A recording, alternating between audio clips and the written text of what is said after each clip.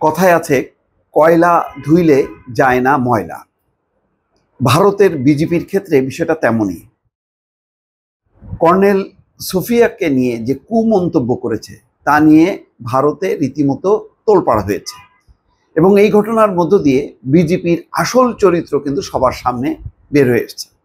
যদিও supreme court ভর্ৎসনা করেছে, তাকে গ্রেপ্তারের নির্দেশ দিয়েছে, কিন্তু এত কিছুর পরেও কি বিজেপি নিয়ন্ত্রিত থাকবে বা বিজেপির আসল চেহারা কি ঢাকা থাকবে? না দর্শক, ঢাকা থাকবে না। এই খবর এবং বিশ্লেষণ নিয়ে আপনাদের সামনে আসছি। তার আগে ছোট্ট অনুরোধ, যারা ভয়েস বাংলা দেখছেন কিন্তু সাবস্ক্রাইব করেননি, তারা অনুগ্রহ করে সাবস্ক্রাইব করবেন, লাইক শেয়ার দিয়ে আমাদের সঙ্গে থাকবেন। আসেন, সর্বশেষ কি খবর। আনন্দবাজার পত্রিকা জানাচ্ছে একটি খবর, এবং তার শিরোনাম করেছে এইভাবে: অন্তত একটু সংবেদনশীল হন। দেখেন, বলছে যে একটু সংবেদনশীল হন, মানে আপনাদের চেহারা তো জানা আছে সারা বিশ্বের, বাংলাদেশের মানুষ জানে, ভারত জানে যে বিজেপি কি জিনিস।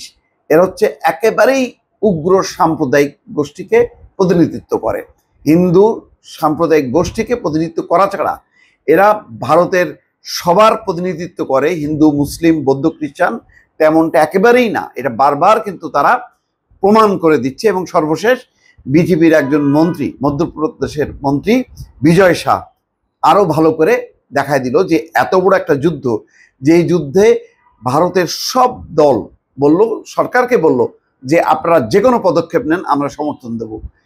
এতটা ওয়াকওভার দেওয়ার পরেও বিজেপি না, ওই ঘুরে ফিরে সে তার টার্গেট হচ্ছে মুসলমান। এবং পাকিস্তানের বিরুদ্ধে যে এই যে যুদ্ধ চাপানো, নামটা অপারেশন সিঁদুর, সব কিছুর মধ্যেই হচ্ছে তাদের ধর্মীয় সাম্প্রদায়িকতা। কর্নেল সোফিয়াকে নিয়ে মন্তব্যের জন্য বিজেপির মন্ত্রীকে ভর্ৎসনা সুপ্রিম কোর্টের। কি হয়েছে ঘটনা? ভারতীয় সেনা অফিসার কর্নেল সোফিয়া কুরেশিকে কুমন্তব্যের জন্য মধ্যপ্রদেশের মন্ত্রী বিজয় শাহকে বৃহস্পতিবার ভর্ৎসনা করল সুপ্রিম কোর্ট। সেনা অফিসার কর্নেল কুরেশিকে সন্ত্রাসবাদীদের বোন বলেছিলেন বিজেপির মন্ত্রী এই যে বিজয় শাহ। প্রধান বিচারপতি বি.আর. গগৈর পর্যবেক্ষণ, শাহের এই মন্তব্য একেবারেই গ্রহণযোগ্য নয় এবং অসংবেদনশীল। মধ্যপ্রদেশের হাইকোর্ট ওই মন্ত্রীর বিরুদ্ধে এফআইআর দায়ের করার নির্দেশ দিয়েছিল। সেই নির্দেশে স্থগিতাদেশ দিতে অস্বীকার করেছে সুপ্রিম কোর্ট। অন্যদিকে মধ্যপ্রদেশ পুলিশ যেভাবে ঘটনায় এফআইআর দায়ের করেছে তা নিয়ে ধমক দিয়েছে মধ্যপ্রদেশ হাইকোর্ট। মানে এমনভাবে এফআইআর করছে যে ওই বিজয় শাহ মানে কিছুই যাতে না হয় এবং সে অটোমেটিক মানে জামিন পেয়ে যায়, যাতে তার আর ওই কারাগারে ঢুকতে না হয়। সেই কারণে দেখেন, ওদের মানে পুরো প্রশাসন যন্ত্র যদি এমন সাম্প্রদায়িক হয়, তাহলে কিভাবে ভারত তার নিজের যে মূল নীতির উপর দাঁড়িয়ে থাকবে। বৃহস্পতিবার প্রধান বিচারপতি গগৈ মধ্যপ্রদেশের মন্ত্রীকে ধমক দিয়ে বলেন, কি ধরনের মন্তব্য করেছেন? আপনার অন্তত একটু সংবেদনশীলতা দেখানো উচিত। যান, গিয়ে হাইকোর্টে ক্ষমা প্রার্থনা করুন। কর্নেল কুরেশির বিরুদ্ধে মধ্যপ্রদেশের বিজেপি মন্ত্রী যে মন্তব্য করেছেন তার নিন্দা করেছেন বিরোধী দলগুলোর নেতারা, এমনকি বিজেপি নেতাদের একাংশ নিন্দায় সরব হয়েছেন।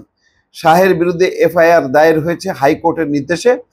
গ্রেফতারি এড়াতে অন্তর্বর্তী সুরক্ষা চেয়ে সুপ্রিম কোর্টের দ্বারস্থ হন শাহ। হাইকোর্টের সেই নির্দেশে স্থগিতাদেশ দিতে অস্বীকার করেছে সুপ্রিম কোর্ট। প্রধান বিচারপতির পর্যবেক্ষণ, আপনার একদিনে কিছুই হবে না, আপনি ভালো করেই জানেন কে আপনি। অর্থাৎ আপনি যে কত বড় সাম্প্রদায়িক একটা ধর্মান্ধ ব্যক্তি সেটা আপনি ভালো করেই জানেন। অন্যদিকে মধ্যপ্রদেশ পুলিশকে ধমক দিয়েছে হাইকোর্ট। হাইকোর্টের ডিভিশন বেঞ্চের পর্যবেক্ষণ, এফআইআর কি পড়েছেন? অপরাধ যে হয়েছে সেই বিষয়টা কোথায়? বেঞ্চের আরও পর্যবেক্ষণ, এমনভাবে এফআইআর এর খসড়া তৈরি করা হয়েছে যে তা খারিজ হয়ে যেতে পারে। এফআইআরে কিছুই নেই। এরপরেই পুলিশকে আদালতে নির্দেশ, রাজ্যের মন্ত্রী যা করেছেন তা বিশদে জানাতে হবে এফআইআরে, অর্থাৎ পরিপূর্ণভাবে কি মন্তব্য করেছেন। ভারতীয় সেনার অপারেশন সিঁদুর অভিযান প্রসঙ্গে জড়িয়েছিলেন কর্নেল কুরেশি। এই অভিযানের খবর নিয়মিত সংবাদ মাধ্যমের সামনেও তুলে ধরেছিলেন তিনি। তার প্রসঙ্গেই বিজেপির মন্ত্রী বিজয় শাহ বলেছিলেন, যারা আমাদের মা মেয়ের সিঁদুর মুছে দিয়েছে তাদের বোনকেই ব্যবহার করে হামলাকারীদের শায়েস্তা করেছি।